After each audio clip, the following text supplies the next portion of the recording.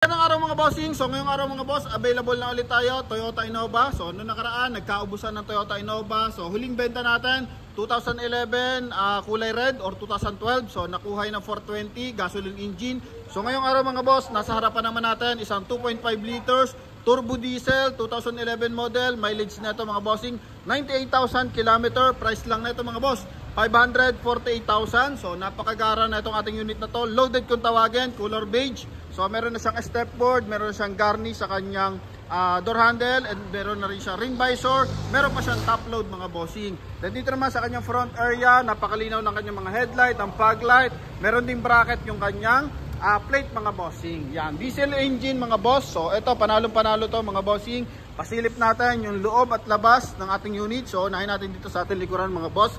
So sa likod na ito mga bossing, meron siyang reverse parking sensor and reverse parking camera. Meron pa siyang spoiler mga bossing. Napakagara. Innova E 2011 model, automatic transmission to mga boss. Okay?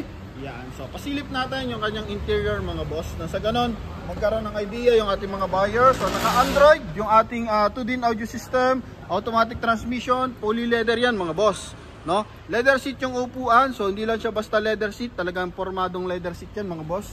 May sariling muscle kung tawagin mga bossing. Yan, dual airbag, meron siyang tag dito, dashcam mga boss. Ito yung kanyang front area mga bossing.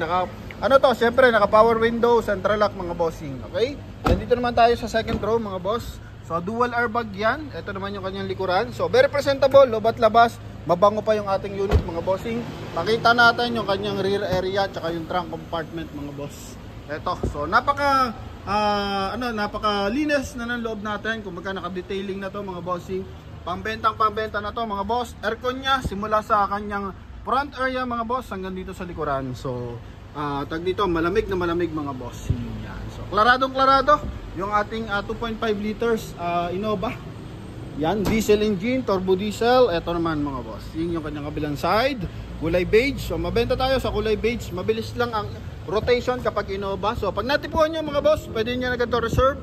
So tawag lang sa ating contact number na nasa screen. Connected dyan ng Viber and WhatsApp mga boss, no? Yan, huling pasulyap dito sa ating interior mga boss. Yan, Toyota Innova E automatic transmission, 98,000 na mileage, 548,000 mga bossing. Kasama na dyan yung registro at saka transfer of ownership mga boss. Okay? So sa accessories, loaded accessories, stepboard, naka polish gray, then yung top load pa lang mga bossing. So medyo may presyo na yan mga boss. Okay?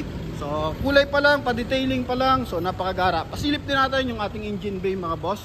Nang sa ganon is nandito na rin tayo. So kompletohin na natin mga boss, no? Okay, so pasilip lang natin mga boss. Dito tayo mga bossing sa ating engine bay. Okay, so sa engine bay natin mga bossing, walang bahid ng bangga yung kanyang hood mga boss. Yan, walang kabahid-bahid ng bangga. Naka ABS, 2.5 liters, turbo diesel. Ito yung kanyang turbo mga boss. Ito yung kanyang computer box. So walang bahid ng bangga sa kanyang sidings. Yan, sa kanyang chassis mga boss. Klaradong klarado yung ating makina, makines. Yung pangilalim mga bossing, no? Yan, sa ating under the hood mga boss. So klaradong klarado yan, walang bahid ng bangga or aksidente yan mga boss, no? Yan, walang yupe yung ating mga sidings mga boss. Yan. So sa mga naghahanap ng diesel engine, eto na. Pauna na lang po tumawag sa ating contact number na nasa screen mga bossing, no? Yan, huling pasulyap dito sa ating front area mga boss. Yan, 0.5 natin. Napaka-forma niyan mga bossing, no? Noong nakaraan, nakabenta tayo, ganito rin. 400 plus din mga boss, pero gasoline engine mga bossing. And yung ating Innova J na 2009, so nabenta natin ng 438 something pa yun mga boss, no? Pero 2009, ito naman mas latest, 2000 mga bossing, 2011 model, mas makinis yung kaha mga boss.